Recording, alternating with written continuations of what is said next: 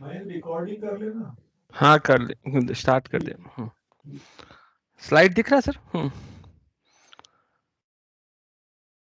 दिख रहा है। ठीक। So good morning everybody. This lecture is kind of finishing lecture for your wireless and mobile networking course, and major emphasis would be on uh, developing application challenges. While you develop application in mobile and wireless environment, what challenges you can encounter. This whole lecture and every topic in itself is a very big topic. But what I have done, I have attempted to, you know, put together everything which can actually give you some pointers to think about. Many of you may include these pointers in your projects, and it can give you a complete idea that where our world is moving towards in terms of mobile application design. Now, you might have already seen, Professor Tyagi might have already covered the challenges you face while developing application at layer 2 and layer 3. So I'll be touching upon a little bit here just to tell you about what industry is thinking about these two things. What researcher and academician have thought about was already covered by Professor Tyagi. So you might have seen solutions like mobile IP and its variants. Sadly, it could not take off because of variety of reasons. There are solutions like Inter-Access Point Protocol, which is also named as 802.11f, which was later on removed from the wireless IEEE 802. Wireless standards. And then there are some proprietary solution, and one of these proprietary solution we have in our institute also, which is based on Cisco CAP. So I'll be touching upon each and everything. Beyond layer 2 and layer 3, uh, there are challenges related to TCP. We know that TCP connection can be identified by four tuple: source IP, destination IP, source port, destination port. And if there are any changes in one of these tuple, it may result in connection termination. So this is the point we are going to stress about. There are many solutions to handle TCP related problems in wireless and mobile environment. And Tyagi sir might have covered indirect TCP, Snoop TCP, MTCP, etc., and with all their problems and limitations. We're going to look upon two different proposals which deal with this problem, that how to keep these four tuple intact, and even if they are changing, how to hide and mitigate the effect of those things. So this is what we are going to see today. Now, as we know, the initial IEEE 802.11 standard suggests that it is break before make. When you make movement from one access point, wireless access point to another, so it breaks the connection before making the connection. That is the original definition of that. Now, it's not about access points. Access points can have this type of facility. Connections can be, the signal strength can be taken care of using beacon frame and all those things. And then you can break a connection and join to another access point. So we have frames, management frames like association frames, disassociation frames. When you disconnect, it's a disassociation, and when you connect, it is association. But the problem is something else. The problem is related to infrastructure switches. As we know that in infrastructure switch, this kind of table is there. So MAC address, port number, port name, and time to live. Now, if you see the condition here in this figure, this mobile node might be having one MAC address, and this is currently attached to AP1. So its MAC address is actually actually with AP1, and AP1 is connected to S1H1. So right now the mapping of the MAC address of MN is with S1H1. But when it moves, this mapping has to be changed. This mapping has to be changed. Means now it has to be MAC of MN should be attached to S1H2. And until unless this is done, the packets which are coming from correspondent node will keep on going towards the old access point. And IEEE 802.11 standard was silent about this. Although in books you may find some material regarding that when it sends that association frame to this association frame can be forwarded to infrastructure switch. But the problem here is the association frame and everything is related to 802.11 and infrastructure switch is 802.3. So if you see any vendor specific access point, there is no provision of forwarding this association frame to the switch so that switch can update its table. Obviously, this is not a big problem because if MN is also sending some data continuously, then sooner or later this MAC table will be updated. As and when MN sends some data from under AP2, this MAC table will be updated. But it's a big problem when MN is in receiver mode. Suppose MN is watching movie and moving from one access point to another access point, and MN is not getting chance to send any data. Then this MAC table update becomes a big issue. And that was there, that is there from last 10-15 years. IEEE standard proposed a way out, inter-access point protocol, popularly known as 802.11f, where AP1 and AP2 can establish a UDP channel so that the data which accidentally have transmitted to AP1 may be forwarded again to AP2 so that they can be forwarded to the new location point of MN and to MN. And then there was a whole setup of this, that these UDP channel can be established. AP2 can notify the old attachment point that MN is now associated with AP2. A new type of management frame is utilized in this 802.11f, which can update the MAC address table of switches with respect to MN. So this was a good protocol, good provision, but it could not take off because vendors, various access point manufacturers and vendors were not interested to implement both network layer and transport layer functionality with the layer 2 functionality in access point. It was less cost effective. And another problem was how to integrate IAPP based access point with non-IAPP based access points. So this could not take off in 2008. This particular thing has to be removed from IEEE 802.11 standards. Another issue that was layer 2 mobility. Another issue is layer 3 mobility, where MN moves from one subnet to another subnet. And the challenge is network prefix change. Mobile node needs to change its IP address, which may result in termination of ongoing sessions.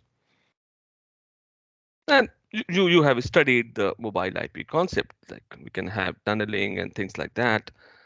But it's a very promising idea. Lots of variants of mobile IP arrived, but very few deployable product. And this issue of triangular and suboptimal routing. So if you see the current status, both IAPP and mobile IP are not there in deployable product form by any leading vendor. Fine. So the problem is there is no vendor agnostic solution. So what these big guns and big companies have done, they have come up with their own solution, proprietary solution, like ScapWap, Cisco Meraki, 45 Fortinet, Aruba. They came up with their own vendor-specific protocols and solutions, which are proprietary. To have a Wi-Fi network with mobility, with layer 2 and layer 3 mobility uh, in a medium scale, small to medium scale wireless enterprise networks. But the problem is that when you purchase this kind of solution, you have to purchase the APs and everything from the same vendor. Otherwise, means you cannot have a Cisco CapWap and 4540 net working together in the same enterprise because of dependency issue. So the challenge is to get a vendor agnostic solution that was not there. Cisco CapWap is a leading wireless enterprise network provider. Initially, it was LWAPP, lightweight access point protocol, and the things what Cisco has done has made everything very simple. The roaming, handover, authentication, security, etc., everything is shifted from your access point to a centralized controller. So access point in Cisco setting, in Cisco Cap Map setting, is just like a dumb device. If you can safely say it's a physical layer device which with a very little bit of MAC layer capability. An improved version of LWAPP was CapMap with a wireless, centralized wireless controller. And this particular thing which we have installed in our institute one and a half year back, it is still in first phase of implementation. It's a proprietary protocol, AP to AP transition. When you move from one AP to another AP is handled by wireless LAN controller, and MAC address table update in infrastructure requests are not needed. Why? We'll see just now. So even if you are moving from one access point to another access point, MAC address table updates are not required in Cisco CapWap. So what Cisco has done, it's just a big jugaad. Fine. Uh, it's not like any based on any engineering principle. It's just like a jugaad technology. What Cisco has done. So I've just drawn here our institute network in a miniature form. So we have got this core switch 6509, and suppose with this core switch our two access switch 2960 layer 2 switches are connected. These are layer 2 L2 switches, and with this layer 2 switch our access points are connected. Cisco AeroNet 18115i, these access points we have connected. There is a centralized wireless controller, and there is a centralized DHCP server. So physically, if you see this is one physical subnet because it is connected to one port of our layer 3 switch, and this is another physical subnet. Means if a node moves from say this area to this area, this would be a mobile IP kind of thing because you are changing your subnet. Now what Cisco has done, that what you can do, you can convert or have a overlay of a unified layer 3 VLAN with obviously a different addressing mechanism. Means to implement CapWap, what we have done, whole institute wherever these access points are connected, and we have installed our own new L2 switches with the PoE, power on Ethernet capability. All these things, wherever they are installed in institute, are in one big VLAN. One big layer 3 VLAN, it means that they all are in one subnet. So whatever addresses are provided to the mobile nodes which are connected to these access points are from one subnet. So layer 3 mobility is not there. Now let's talk about layer 2 mobility. Fine. Suppose a node moves from here to here. Node moves from here to here. So in this switch, MAC table update is needed. But Cisco has safely avoided this thing. What Cisco has done, these MAC tables will be maintaining the MAC address of these access points only. So whatever node sends to the access point would be encapsulated by the MAC address of the access point, and then it would be sent to the switch. Suppose node moves from here to here and wants to send some data, again it will be encapsulated by MAC address of access point. And everything, suppose a node wants to send data to the node which is in same access point, still it will go back to the wireless access point controller and then come back to this node. So everything is getting handled by wireless controller because this particular device is a dumb device, is not having anything. Suppose a new node joins. This new node will send a DHCP request. That DHCP request will be encapsulated by this access point, will be sent to wireless LAN controller. A new node joins and sends association request. This association request will be again encapsulated and sent to wireless LAN controller, and this wireless LAN controller maintains a location database, that which node is currently connected to which access point. So suppose I want to transfer any data to any IP address of node. So my request will be forwarded to, encapsulated and forwarded to wireless LAN controller, and wireless LAN controller will see the destination IP address and will forward to that access point where the destination IP address or destination mobile node is currently available. Where it is currently available, it is also known to access point using this location database. Now what Cisco has achieved, because these access points are not mobile, they are fixed. So there is no issue of MAC table update, and all the MAC addresses of mobile nodes are hidden from the actual network. So Cisco cap map is only a big jugaad, fine. And jugaad is also a good word. It is in our Oxford dictionary nowadays, fine. Moving forwards, if there is any question, people can sir always interrupt me. Yeah. Sir doubt sir Yeah. बताओ. Sir ये sir when this mobile node is sending this sending its packet to the access point, Mhm. and you said that access point puts its own MAC address, so does it encapsulate the entire DLL Obviously, packet, or obviously. it just removes the MAC layer, No, no, the it's encapsulate, Acha, encapsulate. okay. So it's Oh, just the MAC addresses of the mobile node is there, but it's just encapsulated inside the yeah, another. yeah, Okay. yeah. It's a Ethernet over IP encapsulation. Okay. Yes, sir. Thank you, sir. EOIP encapsulation. Okay. Any other question?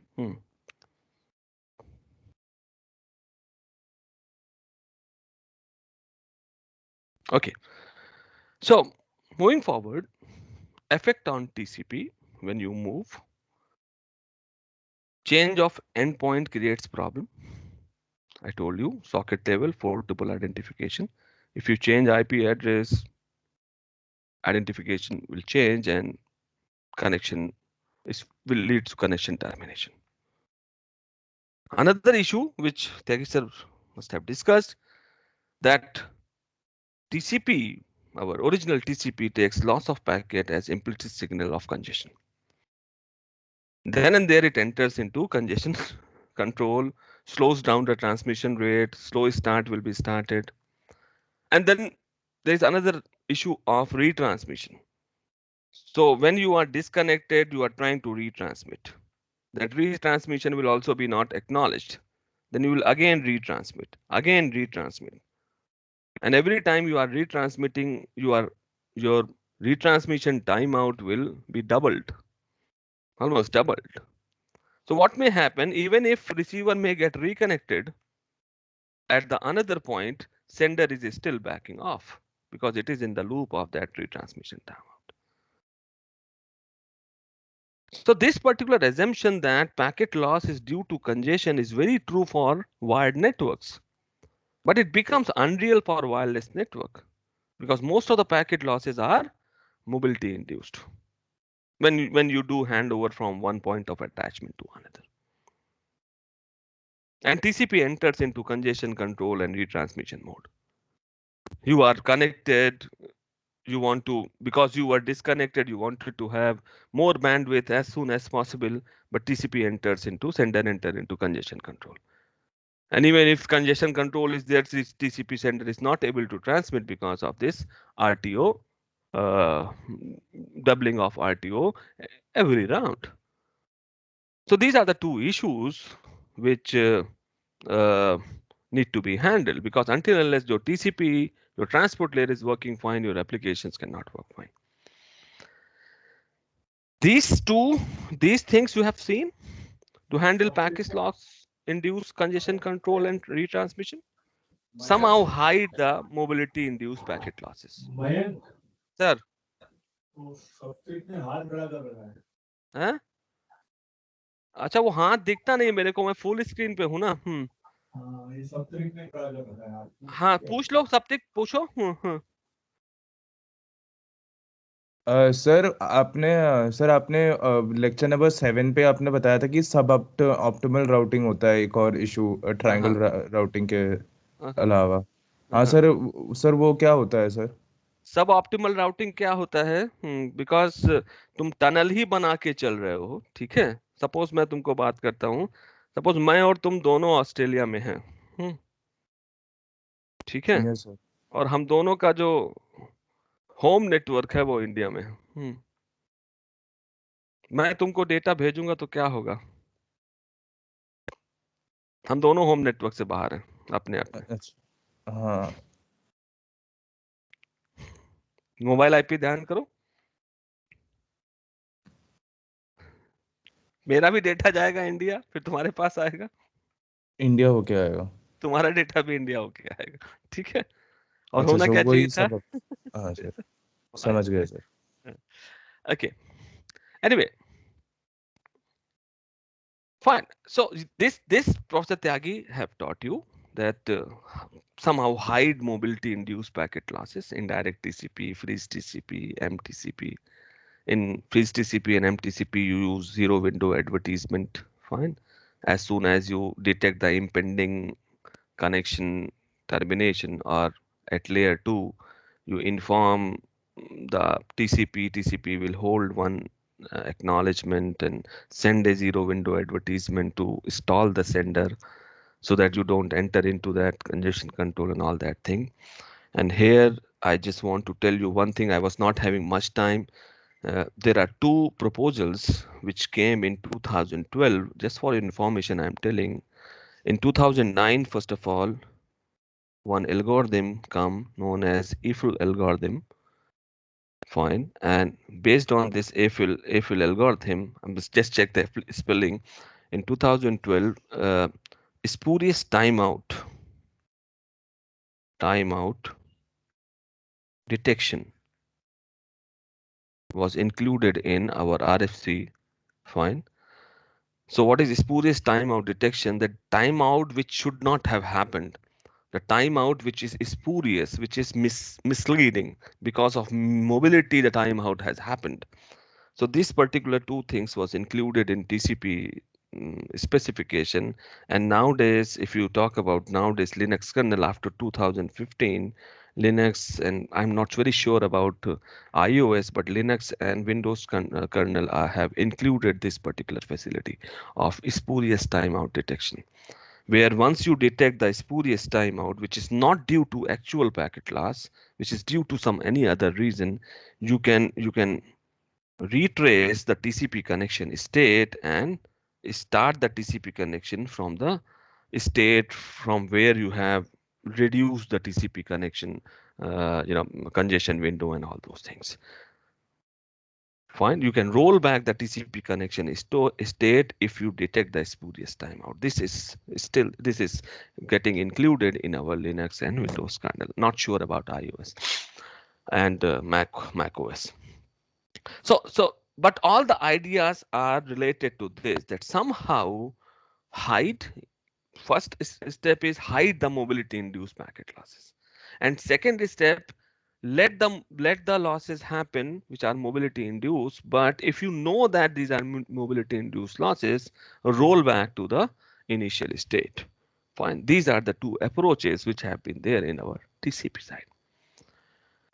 Another thing which is endpoint issue, how to handle endpoint issue. Two very interesting proposals came into picture, uh, and based on them, nowadays enterprise networks are behaving migrate TCP and MSOCs. So what is migrate TCP? It's very simple. You know about TCP options, like we can use SAC option, window scaling option, and then there is that power against wraparound sequence number option. Fine, where you can send a 32-bit timestamp in TCP option field. So these options known as sock ops, fine, socket options, which can be negotiated at the time of sending SYN packets. But okay, my end is going to use this particular option. So on the same lines, a migration support option was proposed during initial connection establishment. This migration support option can be negotiated during initial connection establishment. What it does, it gives a token, and there is a whole lot of theory behind this token. I'm not going to into detail of that. You can get a number and then hash that number, and that number token number is negotiated the hash of initial sequence number with some random value so that it cannot be hacked by some eavesdropper. All those things are there. So this token is there which identifies the connection. So instead of 4 tuple, we have this is there, 4 tuple is there, but we have this migration token also as an identification. So what it does, this 4 tuple are there, but this migration token, identification token is already there. Suppose I draw this, suppose there is a sender. So a receiver is here with IP address 1, and suppose receiver changes to IP address 2 after the movement. And during this, when receiver moves, there are options that sender can be stalled. So even if you change your IP address, you can use this token that, oh, no, I'm the same connection, which was there on IP1, the same connection is there on IP2. And during this time, you can use TCP keep alive to maintain that connection. This connection may not be terminated. So we can do some tweak here at keep alive, fine.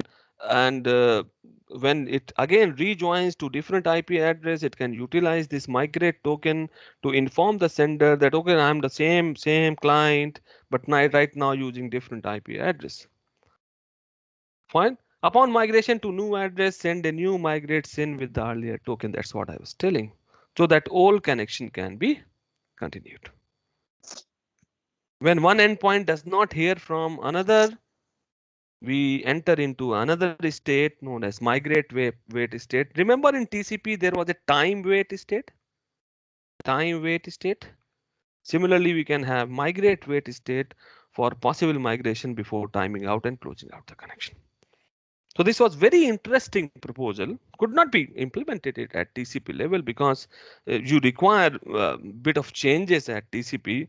You required having socket option, but that was still I don't understand the reason. This paper was published in 1999, and many fellows have referred to this paper as a viable solution. But why it could not took off, uh, I don't have any reason behind that. It was a very valid suggestion.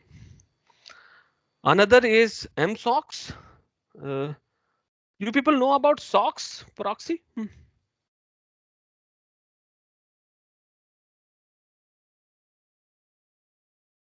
नहीं sir. एक बार देख लेना SOX proxy. जैसे HTTP proxy होता है वैसे SOX proxy होता है. Fine. थोड़ा सा change होता है. So this SOX, based on SOX proxy, MSOX was proposed. This is getting utilized in some setup for and use cases where mobile hosts within the organization are there. We can have a TCP proxy at the edge of organization, which handles all the TCP connection behalf of mobile client and hides mobility from the remote host. So what is happening? Suppose there is a proxy, there is a correspondent node, and mobile node is moving in the organization from one access point to another. So the mobile node is always connected to this proxy. And this proxy is connected to the correspondent node. So ultimately you have two TCP connections. One between proxy and correspondent node, another between proxy and mobile node.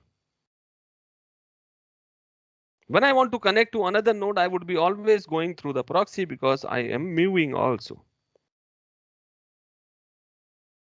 Now you move anywhere, now there would be no problem. Even if you change your IP address and do all those kind of things, you are not directly communicating to the correspondent. You can always inform the proxy that I am from that same session. So what is happening? The mobile host gets a connection identifier, same like migrate. Look how migrate was utilized here. Shown to the proxy when they move. So they get when they first join, they get a identifier. When they move, they'll again show that identifier. I'm the same chap. Fine. Mobility is simply handled by opening a new connection on the mobile side. Fine. A new connection will be made to proxy. This proxy maintains the state of the old connection. Fine. Unsplicing connection to the old IP. Old connection would be removed. This connection will be unspliced. And resplicing new connection to the remote server. And this proxy will maintain a new connection to you. So in this way, using a proxy between correspondent node and mobile node, and using MSOX proxy, you can do all those kind of things. Obviously, just a minute, I have to take this call.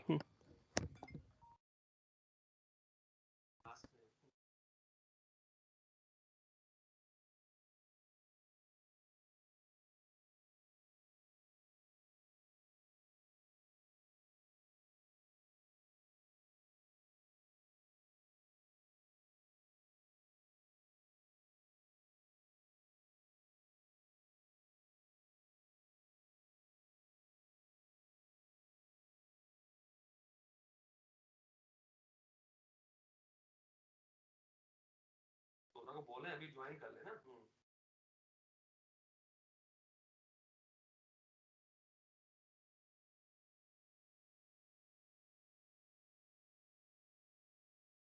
सोना viva है बेटा संस्कृत का तुम्हारा. संस्कृत का viva है बेटा. अभी तुरंत मम्मा ने लिंक भेजा. हम तुमको फॉरवर्ड कर रहे हैं तुम्हारे मोबाइल पे.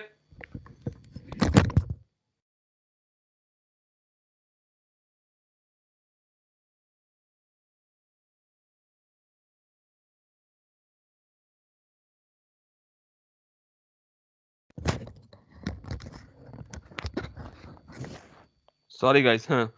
So obviously, you need to do some changes in connect and accept system calls to implement this new connection and new splicing and old splicing thing. हाँ मैं क्लास ले रहा हूँ 1 मिनट रुको त्यागी सर 5 मिनट मेरे को थोड़ा सा दे दीजिए हाँ। त्यागी सर ठीक है 5 मिनट ब्रेक लेता हूँ सर ब्रेक ले लो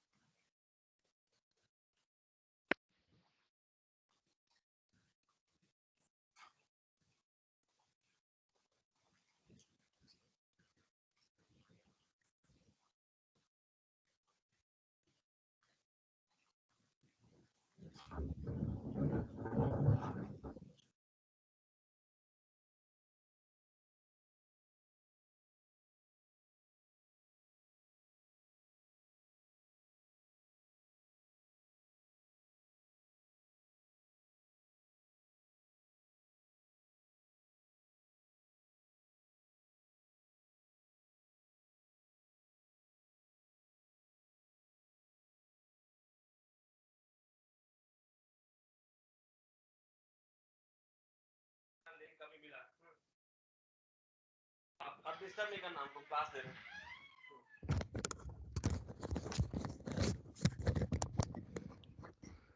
Now, after doing this, sorry for the interruption. After doing this, let's move to the actual issue of our lecture. I have just included these things for the completion. Um, Application layer. How can we do the you know mitigation at the application layer? We know these things that your mobile devices are going to be resource poor. Not nowadays. They've got good smartphones and all. Less secure, vulnerable because of wireless connectivity. Poor connectivity and mobility are related. That you may get the connection, you may not get the connection if you are moving, and that this is the biggest issue, the energy, because they all are battery operated most of the time. So what is the solution? Solution is only one: dynamic adaptation. In normal settings, when you design an application, so there is a certain amount of quality of service negotiated or quality of experience negotiated, that okay, this application will provide this quality of service. Before designing application, you negotiate this thing with your client. But in mobile environment, this particular thing happens continuously because your context keep on changing. Less connectivity, less battery, good connectivity, good battery. So your context is dynamic. So you need to do dynamic adaptation, and this QoS may be renegotiated. You can always talk about minimum and maximum QoS. You cannot talk about the QoS. You can talk about, okay, I will give this minimum quality of service or this maximum quality of service, and QoS may be negotiated and renegotiated as per the situation. This is what is the challenge at the application layer. So we'll pick each and everything. Way out, the most obvious is prefetching and caching. So there is a whole study which is related with, and I don't have time to deal with that, known as disconnected operations, where you know that disconnections are going to happen. So how we can deal with this disconnected operation? There is a whole set of theory and implementation related to this. So there are file systems, there are separate file systems which handle these. So I'm not going into detail of that, just giving you some pointers. Prefetching and caching: fetch and cache the content when connected. If you have good connectivity, suppose you are watching movie and you get good connectivity, save for the future, buffer as much as possible so that it can be utilized when you are not connected.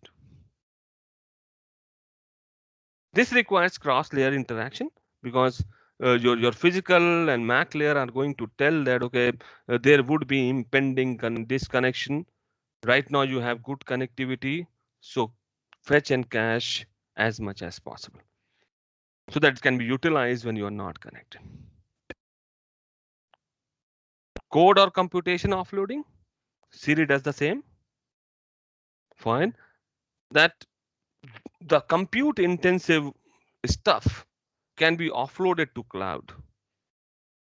Fine. And you don't do compute intensive things at your mobile phone or your mobile device. Those things can be offloaded to cloud. Again, it's very tricky. Agile QoS agreement, as I told you, will provide services according to context and available resources. So these are the way outs while you design application layer of mobile. Energy saving, biggest issue, and whole lot of research is involved in this. Whenever you go and purchase a mobile phone or any wearable device, any smart device, the first question you ask, uh, what is the battery life? Fine. You do this thing at physical and Mac layer. Your radio sleeps uh, and deploy power save mode. Fine. So physical and Mac layer are already doing this thing that they you sleep and wake up for energy saving. But just see the downside. When you are running TCP over 802.11 power save mode, it can lead to increased delay in getting acknowledgements because the radio is sleeping. And if you are in slow start phase, then that connection will take longer time. That particular thing will take longer time to download data. And which can negatively impact the energy saving. So the things are really tricky. Fine. So and that's a major research objective in front of designers. How to save energy at application layer? Energy spent can be classified in two types.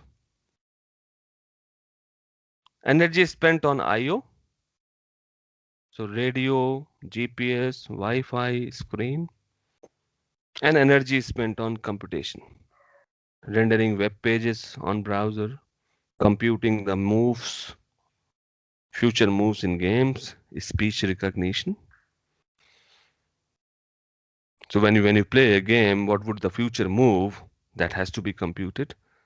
When you download a web page, connect to a web server, web page rendering is there.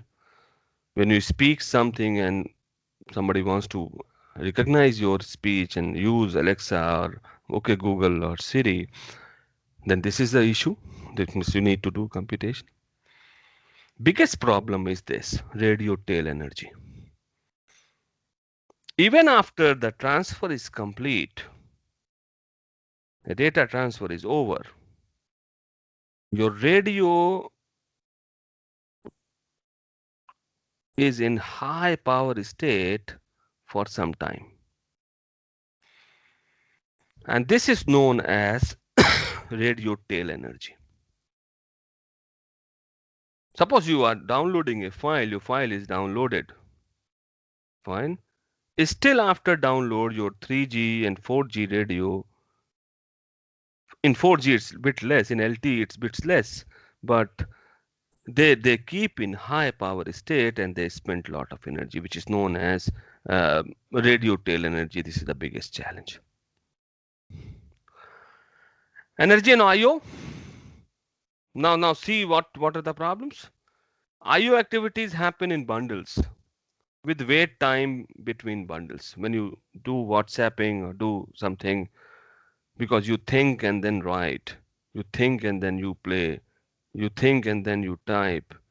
So you transfer data, there is a gap, again transfer data, there is a gap, and so on. Your application also can space out I/O to limit the rate limit the bandwidth. Now, the gap between these bundles are actual source of radio tail energy, because you transfer data, radio tail, you waited, again transfer data, again radio tail, again transfer data, again radio tail. If that data transfer might have happened in one go, there would have been only one radio tail. So this particular issue and this balancing, every application and every mobile operating system designer is trying to have. When you close a TCP connection, you just send a FIN message. It's a very small data transfer, but it is again involved with the radio tail. That is actually described here. The code that closes idle TCP connection incurs the penalty starting the radio for a short period of time to send the FIN message and incurs the radio tail energy again.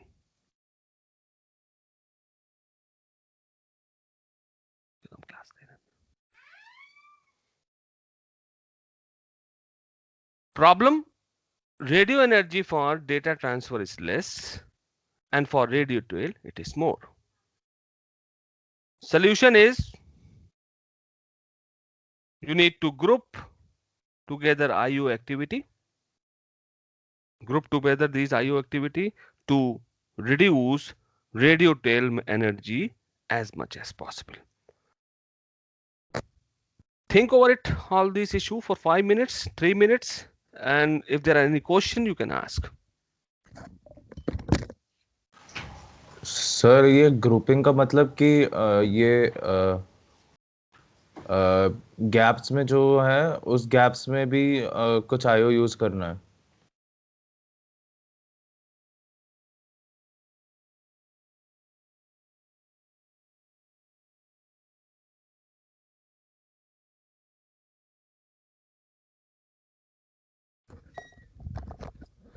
Any questions?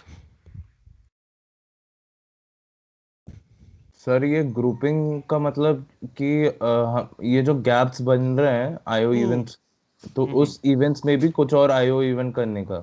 हाँ, कुछ IO event डाल दें या आपको बताएं कि आप WhatsApp कर रहे हो, ठीक है, फिर आप आंसर कर रिप्लाई कर रहे हो, या you are thinking and writing, fine. So instead of sending whatever you have written for little amount you have written and sending then and there, what you So can you do, you can a bit buffer and then it, send it. So these kind of optimizations are getting done, and there are very nice papers by Apple designers and Android designers are available, which if you want I can share it with you. So I'm just trying to tell you the overall problem, fine, just to make you aware about the issues. Anyways, energy on computation. Browser spend energy on parsing and rendering JavaScript and CSS.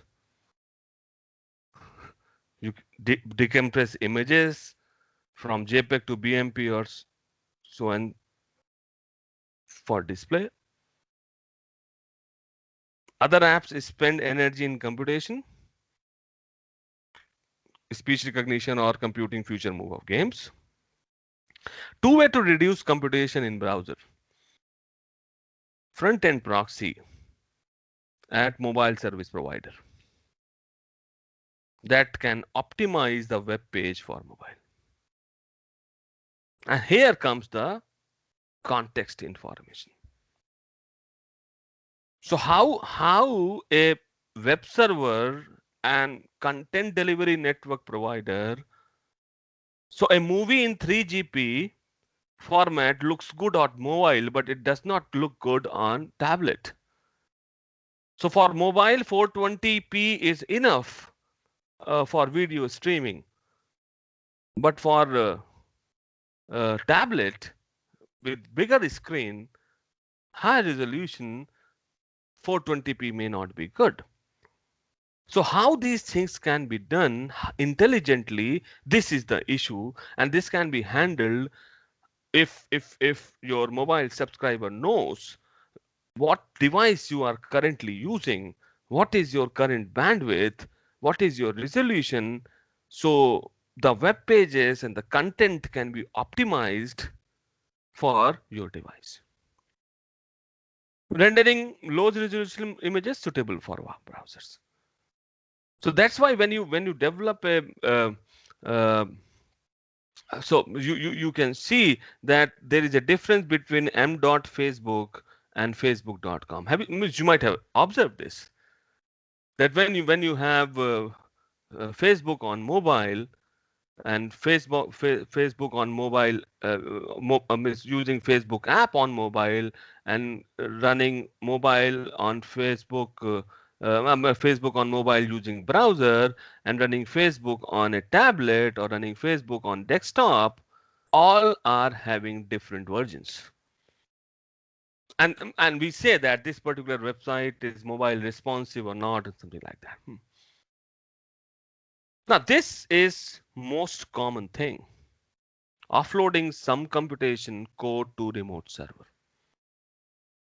And this is most suitable for voice recognition kind of apps, the voice command apps like Siri's and all. Fine. Code offloading. Voice recognition features Siri in the iPhone. Nowadays it is possible because we are having 4G. We can quickly send the piece of the voice sample to a remote Apple server. Code can run there and results can be transferred back to your mobile phone very quickly with less amount of delay due to good connections. Voice sample from phone is analyzed and passed on remote Apple servers in order not to consume resources on phone. But there is a trade-off. Remote computation will save CPU cycle and hence energy and processing time, but network transfer will consume energy. Depends on how much code to exchange and may add to latency. And this is again a very, very huge research area. Fine. That what should you do? Code partitioning should be manual or automatic. Automatic with some intelligence. Intelligence means network कैसा है, अच्छा है कि खराब है. Intelligence means अभी mobile phone में residual CPU cycle कितना है जो यूज हो सकता है. मैनुअल तो मैं फिक्स कर दिया कि ये काम बाहर ही होगा, ये काम अंदर ही होगा. Automatic with some intelligence is depending upon the context. If you are on wifi, send it to remote server. If you on 4G, आपका पैसा खर्च होगा, don't send it, compute it here. If you are using Siri and at that same time doing some heavy computation, send it to remote server. But there are issues. You cannot offload the code that depends on your IO, camera, etc. So for that, you need to run the code here in the mobile phone. Little bit of some application development platforms. More so Android. I know many of you are familiar with the Android app development. This is just for the completion so that people who have not seen Android and coded on Android platform may find out the difference. If we see the journey, traditional model of computing, we have OSs, Linuxes or Windows, libraries, APIs, and applications. Then comes the era where applications are hosted remotely, accessed by desktop via browser, your cloud-based applications. If you see 10 years back, 10 or 15 years back, 10 years back rather, mobile application also followed traditional desktop principles. Before this Android thing, we used to have our embedded Linuxes and Windows ME platform and all that. OS and application customized to run on different resource challenge platforms.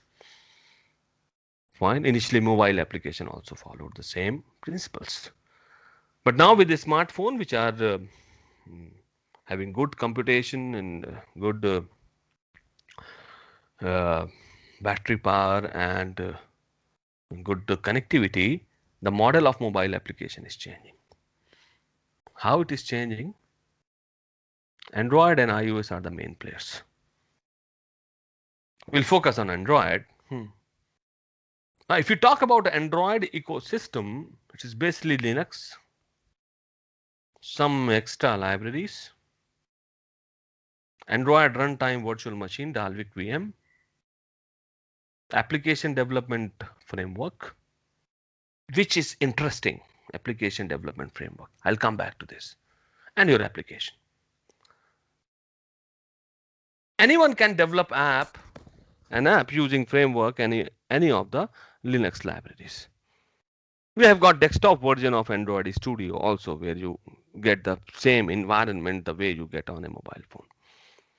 Applications are written in Java and run on Dalvik virtual machine, which is nothing but an optimized JVM.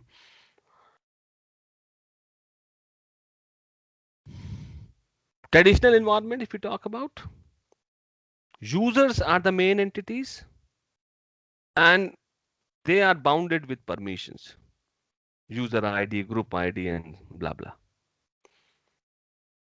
In Android, each app has its unique ID and each app runs in its own separate Dalvik VM. Means if you are running 20 apps, they will be all running on lightweight virtual machine. Fine. So they are not running on a kind of native OS kernel and taking services. They are running on separate virtual machine. This enforces isolation and allows to run untrusted third-party application, because even if a app is misbehaving or trying to do some mischiefs, that can be confined to one virtual machine and may not uh, be able to play with your native Android.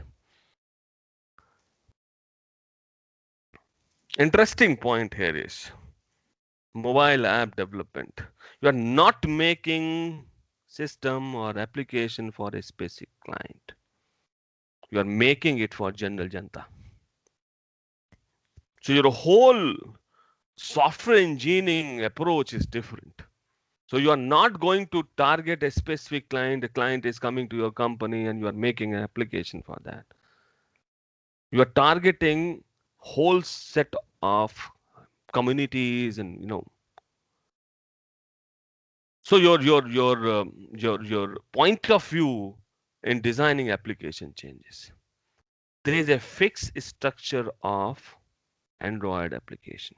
That's why I was saying that application development framework is same, fixed structure, and you need to conform to this fixed structure. There would be user interface, service interface for background processing, data store, and mailbox to receive notification. And this fixed structure actually helps in easy development of apps. You are not required to think about the framework. You just need to think about your module. What is going to be my user interface? What is going to be my backend? Where the data comes from, and how I can get notification from different entities. In Linux, we use IPC, inter-process communication, like shared memory pipes and sockets. In Android, it is known as intents between component of application. What is there in intent? As an argument, target component and action. So an intent in its argument can tell what is the target component and what actions are going to be performed. Component that receives the intent does the action described in the intent. Can start activity or service, can bind to a service, can send a query to content provider, something like that. Intents can be explicit, which gives the target, or implicit, where Android identifies a suitable target. The important point is Android reference monitor, which checks for the permission. Which checks for the permission. Means module cannot talk to each other. Fine. Until unless they pass through the reference monitor. And for external communication, this is same as Linux, using network sockets, Java libraries, and so on. Access control in Linux is provided by setting permission based on user and groups. In Android, every component is protected by permission label. These labels can be defined by system or app developers. If you want to access one component want to access using intent, another component may have to have a required permission. For sending intent, for receiving intent, both permission are needed. And all these checks are enforced by reference monitor, where in addition to checking intents, access the network, camera, etc. are also enforced. Many type of permissions: harmless, dangerous, and system permission only for system apps. ये हम लोग ध्यान नहीं देते कभी, अपन लोग जब app install करते हैं तो सब कुछ पूछता है ऐप से. This app want to access your content, this contact, this app want to access your camera, this app want to access your GPS location, and you approve everything.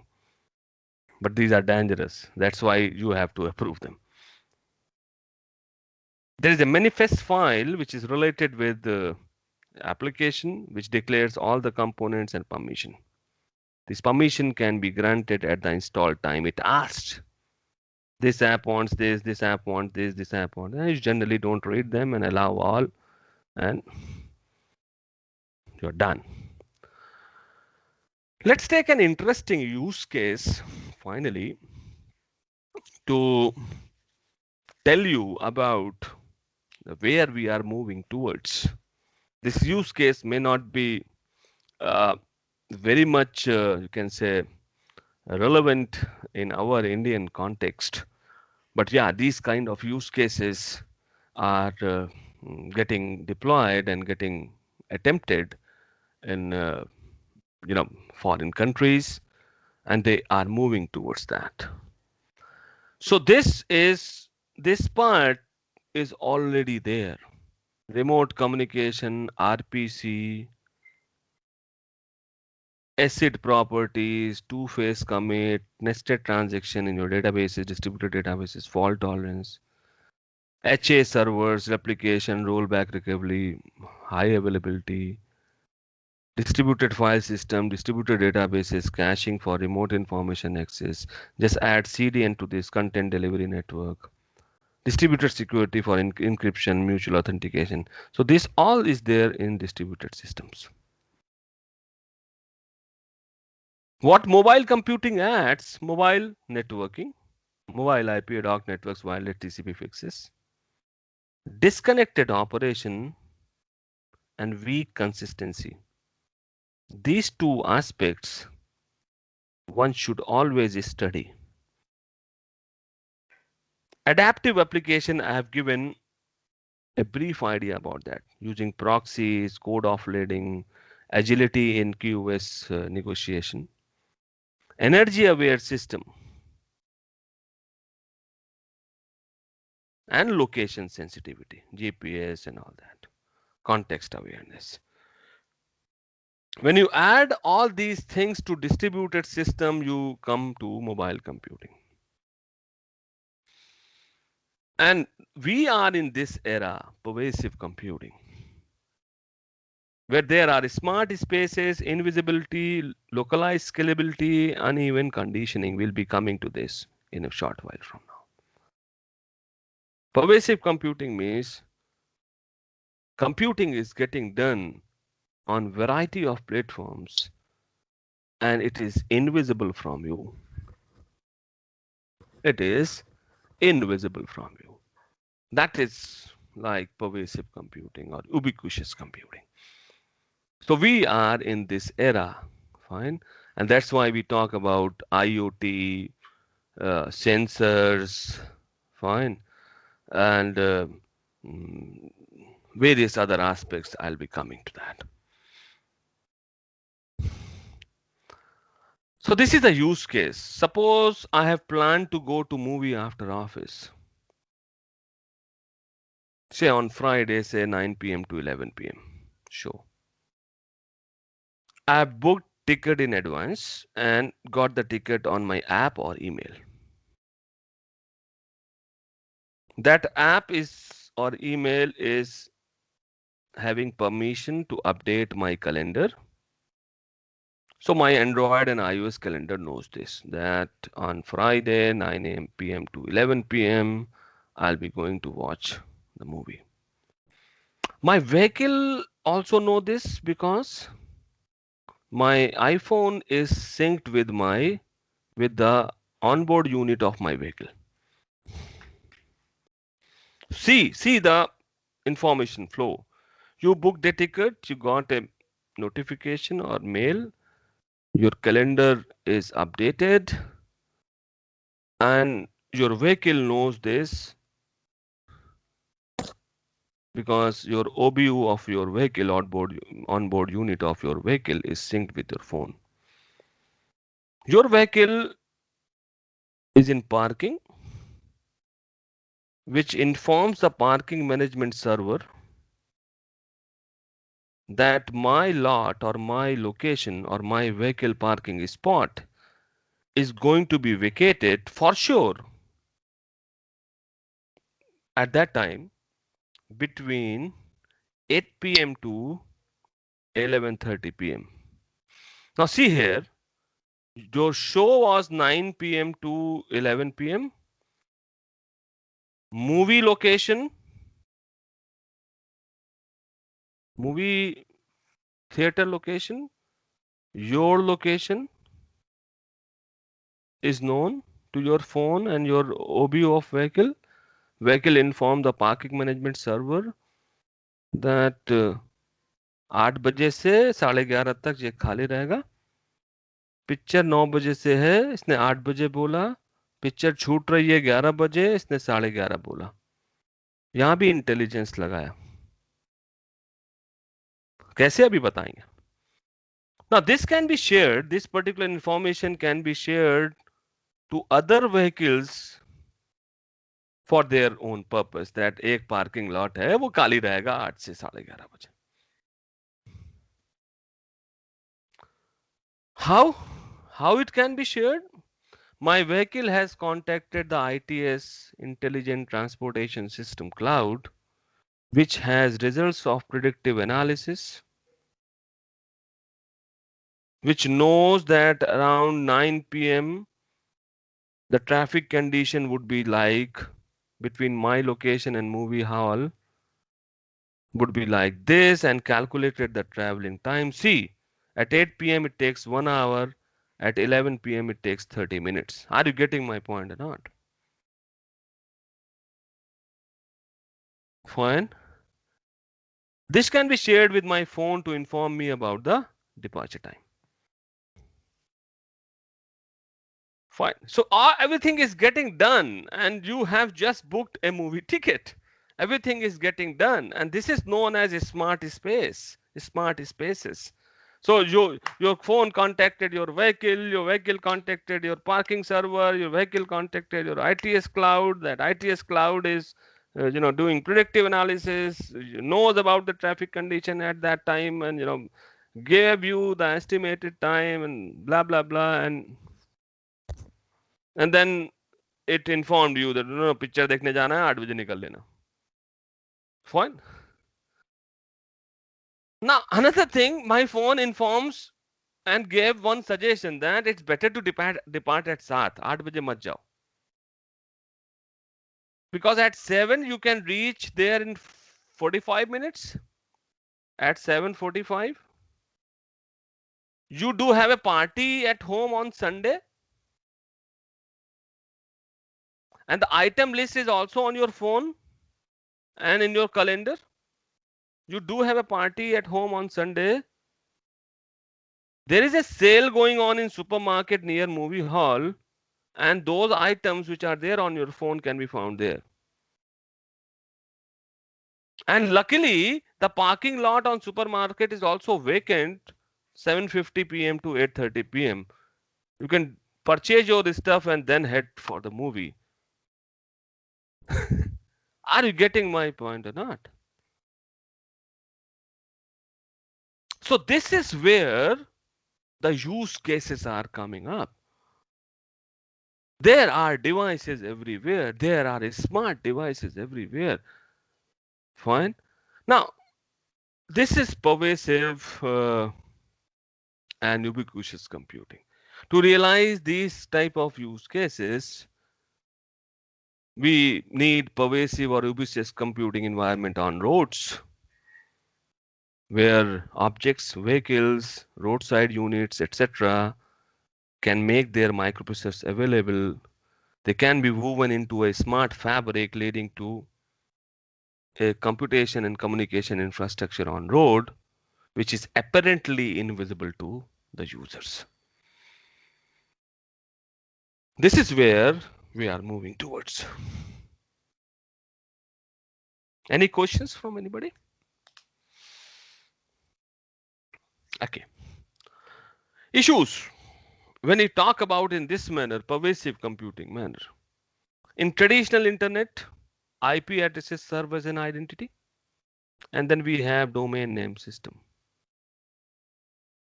to solve the problem of identity and reachability. Now here is the challenge of providing unique identity to millions of smart devices. Yeah, IPv6 can do these things. But again, for all these millions of devices, you have to have DNS to locate, and so that's not possible. Fine. It's difficult to locate the device of interest for data sharing among lot of available devices, because the use case I told you required so many devices working in tandem, generating the information, generating the traffic information, maintaining information at ITS cloud, generating information from the parking lot, maintaining information, updating it on parking server, and all these servers are, connected together to give user a better experience. Dependency over cloud. Continuously transferring data, all the data to cloud is costly, wasteful in terms of bandwidth. And all the applications cannot tolerate the latency introduced by, because you are dependent on internet is having all its is the best effort delivery service due to reliance on centralized computing. So these are the issues for these use cases, these type of use cases. The identity of devices, dependency over cloud. So where we are moving towards? We are moving towards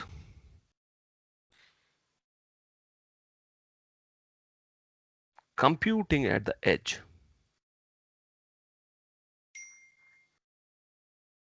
I'll tell you, your smart oven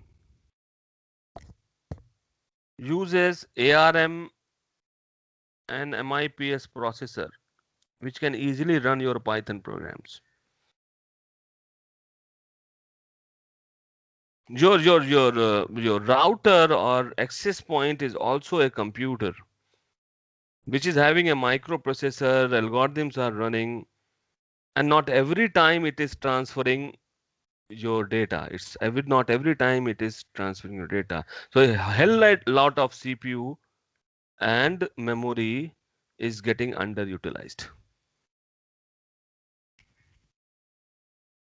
These devices can serve as edge computers,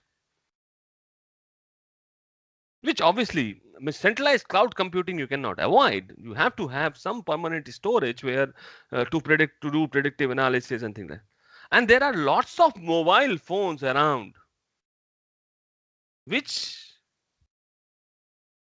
those CPU cycles can be utilized. Obviously, challenges are there. So why should I allow my mobile phone to be utilized for whose purpose? For our purpose, but for the community purpose. Another problem is, which is the communication partners which want to communicate are decoupled. It is not like a server is there and a clients are contacting to that server because we know that server will be always available. Here you want to take information from a vehicle which is here at this time, maybe somewhere else at another time.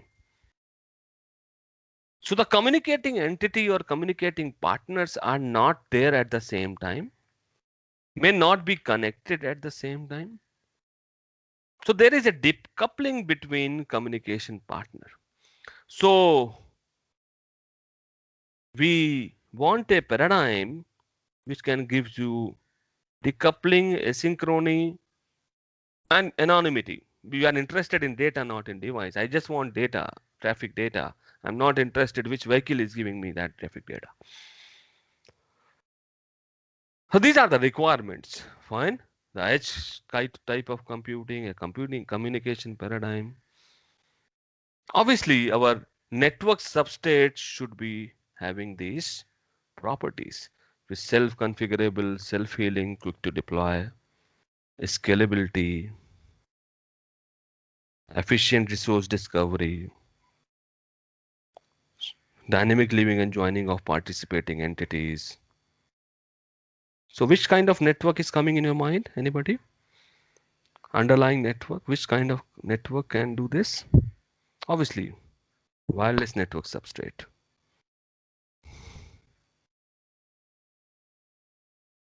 Yes, anybody? What should we have at the network level? Where it is not sure somebody is there or not, where entities are moving. Which kind of network? Ad hoc networks. Ad hoc network, yeah, Manas, ad hoc network. And because in this use case we are talking about vehicles, so we have to have a spatial type of ad hoc network, which is vehicular ad hoc network. Am I right? Yes, sir. Yes. So there are existing technologies to fulfill the needs. Edge computing, coined by IBM, fog computing, coined by Cisco. They extend cloud-based services to the edge network. Can be easily used in the context of a smart environment on roads for providing cloud type of services with less latency. And here comes our computing or environment, or which is also known as microservice.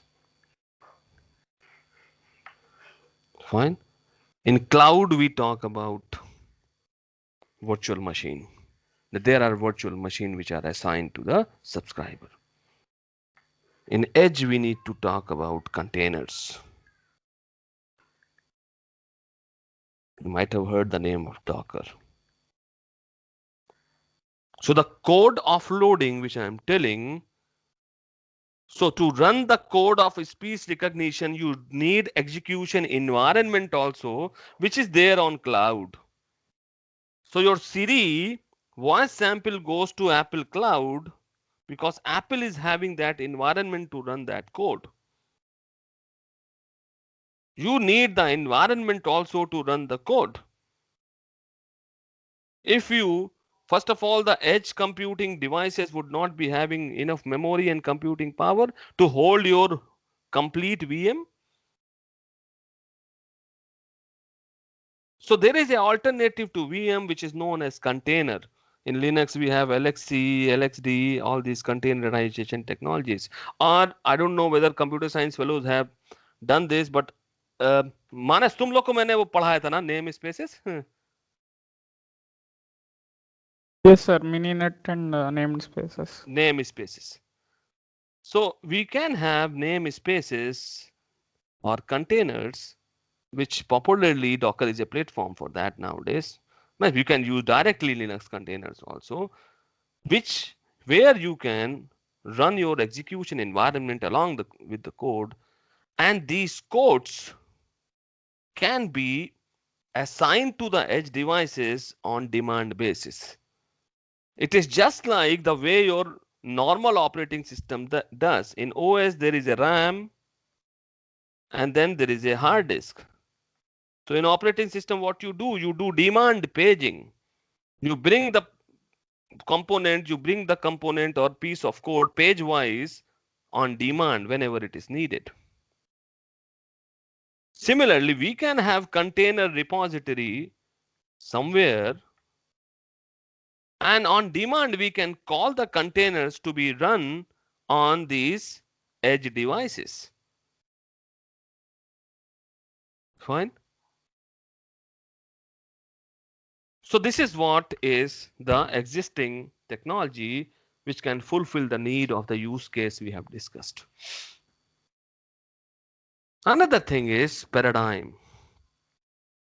We require a paradigm where it is not required to have the communication partners available at the same time.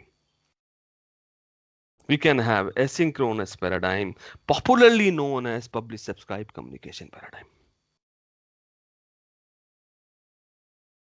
And you might have heard these names: MQTT broker, data distribution services, AMQP protocols.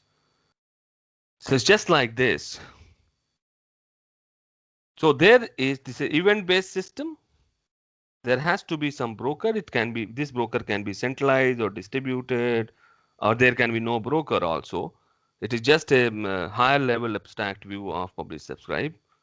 There can be information providers which can publish that मेरे पास ये है जिसको लेना हो ले ले information. They don't know who is going to use this information. There can be consumer, subscriber, which subscribe for the information. So whenever it is available, please tell me. I don't know whether it is available right now or not. And then there is a event service where you have subscriptions from the consumers, you have publications from the publishers, and this event service does the storage and management of subscription and match with incoming publication. And then notifies. Hey, जो तुम चाहते थे is available now, you can take it from this publisher. So this is known as implicit invocation system. And that is not only for the data item. That can be for your, you might have heard about RPC, remote procedure call, and RMI, remote method invocation, where you certainly know that this procedure is available on remote PC. I can remotely execute. I can call a procedure which is remotely available. I can invoke a method which is remotely available. You certainly know in RPC and RMI. In implicit invocation system, you don't know whether that particular procedure is available. You just subscribe for that procedure. And you have to have a non-blocking kind of control flow. That you require something to be executed, you subscribe for that particular module, but you are not blocked. You can keep on going. This is known as flow decoupling. You don't wait for that particular thing. You design your application in such a manner. And whenever that particular code is available or published by somebody, you can take that piece of code, execute it, and you are done with that. So this kind of communication paradigm is needed. Existing technology, I told you, VANET. Fine. Where the vehicle, roadside stations, the sensors set traffic signals, all combine together, work together, GPS, fine. The ad hoc network, the 3G network, all combine together to when you talk about this kind of system, there are two things, data acquisition, data transference, how to transfer data, and then data analysis. So these three things are getting done by these devices. Hop by hop transfer, decoupled environment, delay tolerant features, dynamic topology, fine. And all those things are there in VANET. Communication paradigm, I told you that message passing, remote invocation are not robust enough because they are inherently tightly coupled, where they assume that partners are available all the time. In our type of use case, frequent joining and leaving, a paradigm shift is needed in the manner user communicate with each other. And this is what I told you about publish subscribe. Final words regarding mobile application and pervasive application design is adaptability.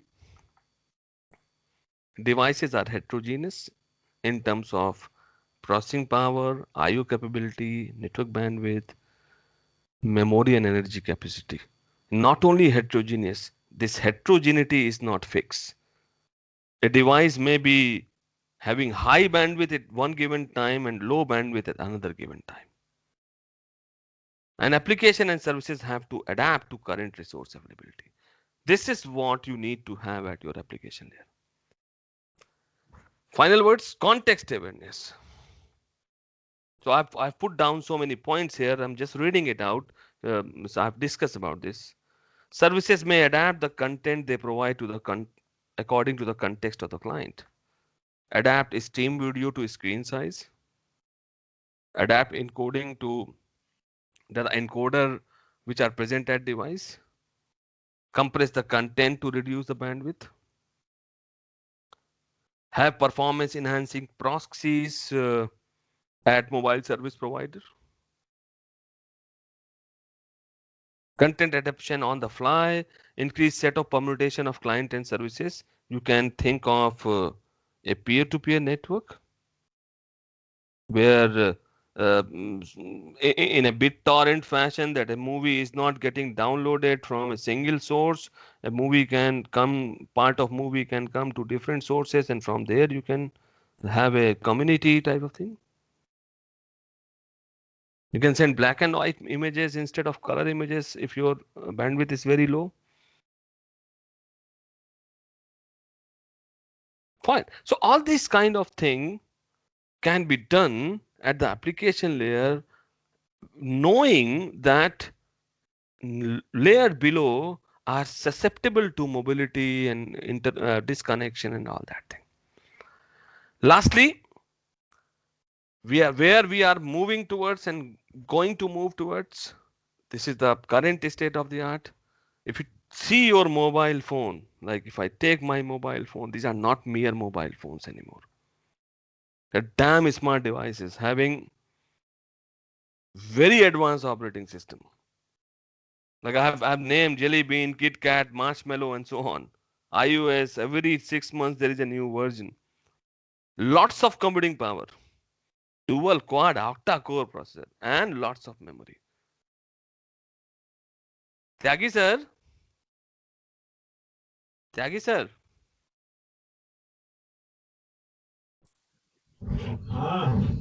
Sir आपने पहला PC जो खरीदा था वो आपके mobile phone से ज्यादा powerful था.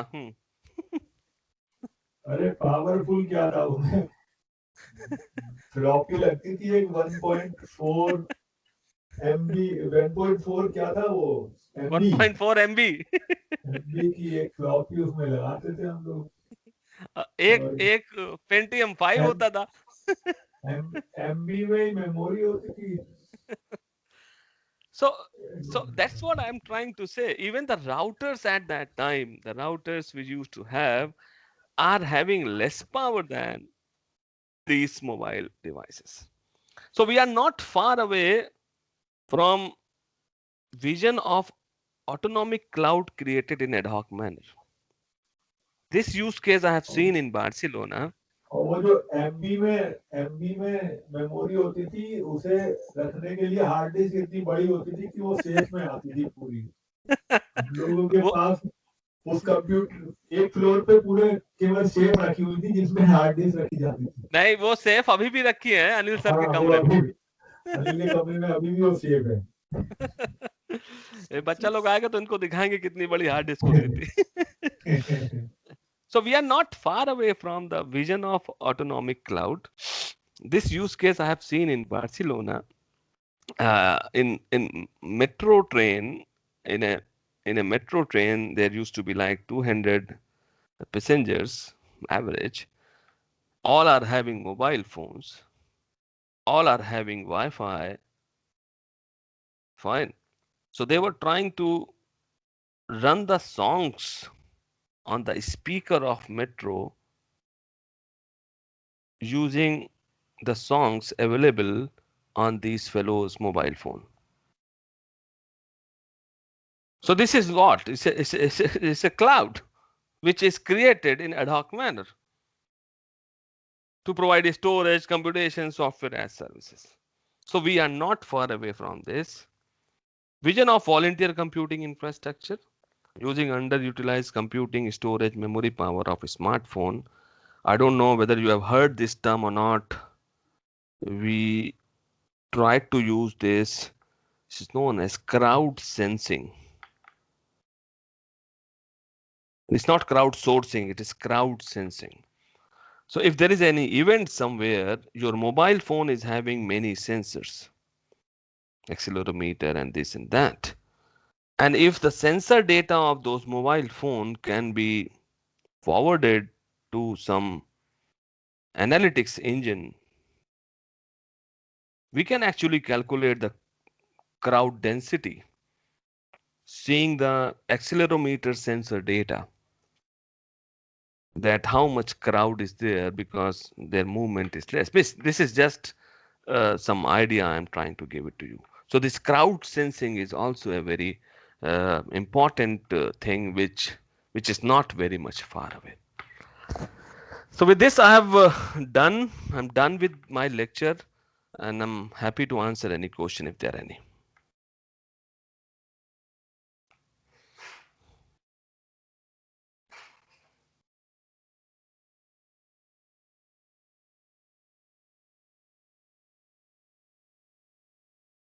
Any questions from anybody?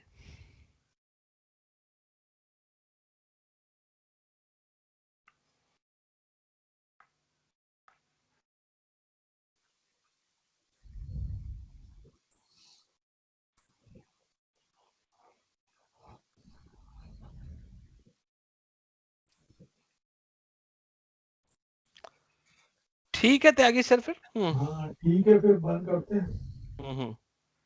चलो फिर ठीक,